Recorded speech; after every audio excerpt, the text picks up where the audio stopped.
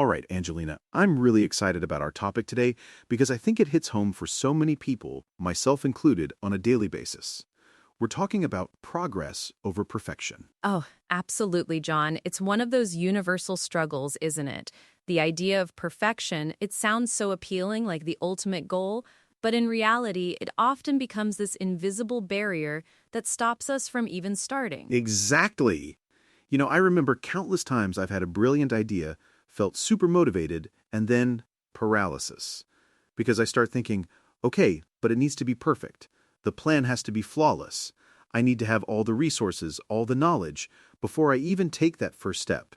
And then, of course, nothing happens. Yeah, it's that waiting game, isn't it? Waiting for the perfect timing, waiting for the perfect version of yourself, or waiting for the perfect plan to magically materialize.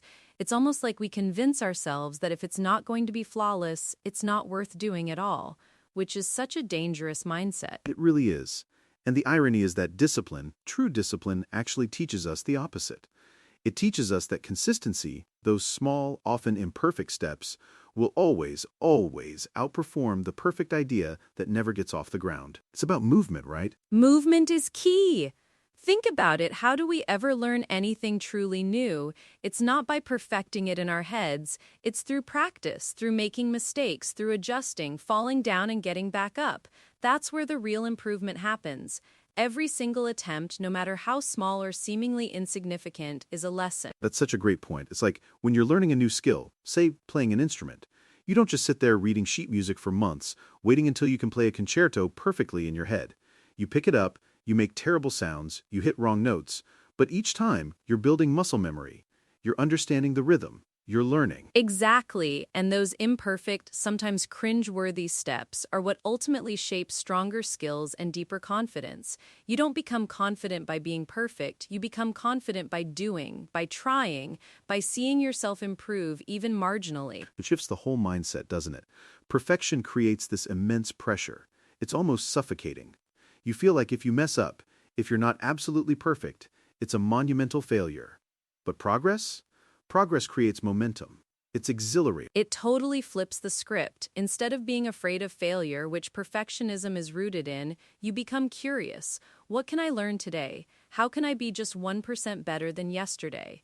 That fear of failure gets replaced by this genuine curiosity and a drive for growth. That's a game changer for so many people, especially in creative fields or starting a business. Absolutely. I've seen it firsthand in business. You launch a product, and it's not perfect. It can't be.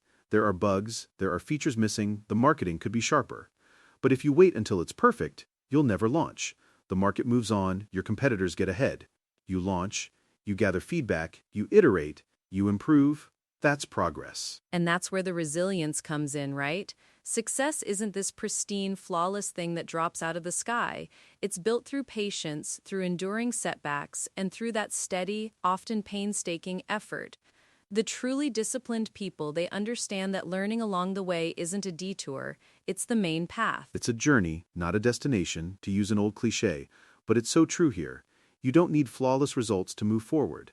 You just need the courage to keep improving, to show up, even when you feel like you're not at your best, or your work isn't at its best. And that courage, it builds over time. Each small win, each time you push past that internal critic telling you it's not good enough, it strengthens that courage muscle. Eventually, that voice of not good enough gets quieter, and the voice of let's just try gets louder. I often tell people, don't let perfect be the enemy of good, or even don't let perfect be the enemy of done. Getting something out there, even if it's 80% of what you envisioned, is infinitely more valuable than having a perfect 100% idea sitting in your head or on your hard drive, gathering digital dust. Right? The feedback loop is crucial. You can't get feedback on something that doesn't exist. And feedback is where the real refining happens. It's not about being perfect from day one. It's about being receptive to improving day by day. Let's talk about the practical application for a moment. For someone listening right now who might be stuck in that perfection trap, maybe they want to start a fitness routine, or a creative project, or even just organize their home. What's the very first imperfect step they can take today? Oh, that's an excellent question. For fitness, instead of planning out a perfect gym routine for a month, just put on your workout clothes and walk around the block for 10 minutes. That's it. For a creative project, open the document or the art program, write one sentence, draw one line. Don't worry if it's good, just do something. For organizing, pick one drawer, one shelf, not the whole house, just one tiny, manageable, imperfect step. I love that. It's almost deceptively simple, isn't it? We tend to overcomplicate things, thinking the first step has to be this grand, definitive move. But it's really about lowering the bar so much that there's no excuse not to act. Exactly, because once you take that tiny step, the momentum starts. You've already broken the inertia, and often that 10 minutes of walking turns into 20, or that one sentence turns into a paragraph. You surprise yourself, and that's the magic of progress. It really is about focusing on becoming better, not perfect. Because the pursuit of perfection is a race with no finish line, a truly exhausting endeavor. But the pursuit of becoming better? That's an endless journey of discovery, growth, and genuine satisfaction. And it's sustainable. You can sustain small, consistent efforts over a lifetime. You can't sustain the immense pressure of trying to be perfect every single day. That just leads to burnout, frustration, and ultimately, quitting. So for anyone feeling stuck, feeling that weight of needing things to be flawless before they start, I hope this conversation has been a little bit of a liberation. Give yourself permission to be imperfect. Give yourself permission to learn along the way. Absolutely. Embrace the messiness, embrace the mistakes. They're not setbacks, they're signposts guiding you to what you need to adjust, what you need to learn.